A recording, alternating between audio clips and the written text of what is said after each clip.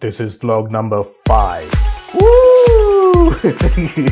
Hey, what's going on? This is Peter, and yes, welcome to the 5th vlog of the series. And today I want to talk about vlogging on a low budget. If you're just getting into vlogging and you may not have all the fancy equipment that all the pro bloggers have, all those guys on YouTube who are hitting up on 1 million subscribers and all that kind of stuff. Before we get into all that, let me just give you one bit of disclaimer. When it comes to vlogging or video content creation, the number one thing that's most important above equipment and all that kind of stuff is your content. Like, what kind of value are you giving to your audience? You could have, $1,000 camera and, fancy lighting and all that kind of stuff, but if your video content is pretty crap, and there's no point to it at all. So when it comes to value, it again is all about solving problems and easing the pain of your audience, and also entertaining. Whatever it happens to be, your content is number one priority. So let's just jump straight into it. Today's vlog is about vlogging on a low budget. What kind of equipment should you have? Really, you need obviously a camera,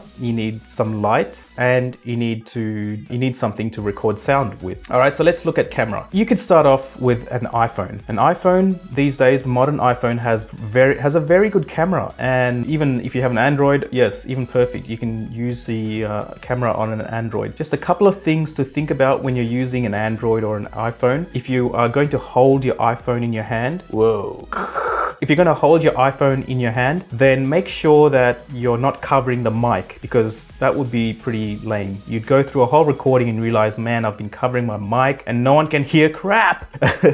Then the other thing is shaking. I know the iPhone does have a special setting where it reduces shaking, which is great. Or if you have a selfie stick, as long as you're not filming in public, a selfie stick is quite good. I have a selfie stick, and what I do with my selfie stick sometimes is I connect my phone to a tripod a tripod. See, this selfie stick has a hole at the end.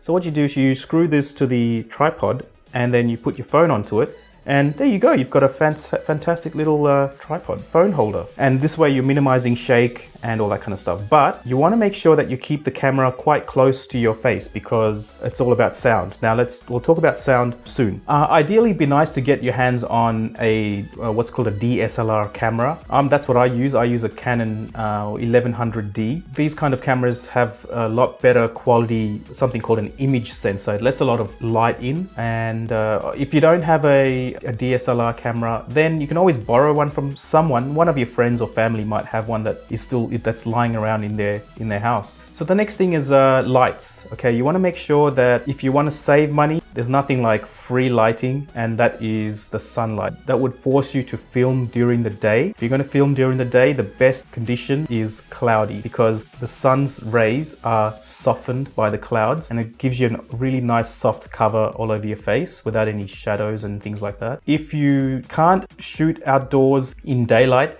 then what you need to do is get your hands on some light boxes. That's what I use. I use a couple of light boxes. On a day like today, it's very sunny and there's some clouds. So these kind of light boxes, you can get a pair for about $70 Australian dollars on eBay. And again, if you don't want to spend $70, ask your friends and family. Maybe someone has a set that's sitting around in their house that's not being used. It's been packed in the cupboard. All right. Alternatively, you can go for a simple desk lamp. So some people have, the office desk lamp where you can move the head around. I'll talk more about why you need really good lighting tomorrow. Okay. So cameras love light, and the cheaper your camera, the more light you need. More on that tomorrow. So stay tuned. The last piece of the puzzle is sound. Obviously, get away with using the mic on your phone, and you just have to make sure that you're holding the phone quite close to your face. With the phone, you want to make sure you're not filming in a very noisy environment, because the phone's mic is quite sensitive and it'll pick up pretty much any noise, the background noise and the noise that's nearby. The other option, of course, is an external mic, and that's what I use. I use this external mic here. It's called what's it called? It's called a SmartLav Plus. It's made by Rode, and Rode is an Australian company. I picked it up a while ago for around about $80, I think, $70, $80 on eBay. It's a great investment. It's a broadcast quality mic, and so even though my camera can record audio, and it does, I actually feed the audio from my lav mic into my phone. See, you can see as I'm talking, it's saying it's moving, the thing, it's recording. It's fantastic. Good quality. So that's pretty much it. Just camera, lights, and sound. 3 things that you need to create vlogs. And again, you don't need to spend a great deal of money. So that is all for today's vlog. And tomorrow I'll be talking more about lighting. Okay, so lighting is super important. Stay tuned for that. If you had great value from this, then be sure to like it, comment. And if you do comment, I do respond to everyone's comments. Unless, of course, I get 1 million subscribers. And that would be pretty difficult to get back to everybody then. So until I get to about 500,000 subscribers, or maybe less, just leave a message or a comment and I'll respond to you. Phew, it's starting to get hot in here again. All right, I better go before I melt. Together we are better.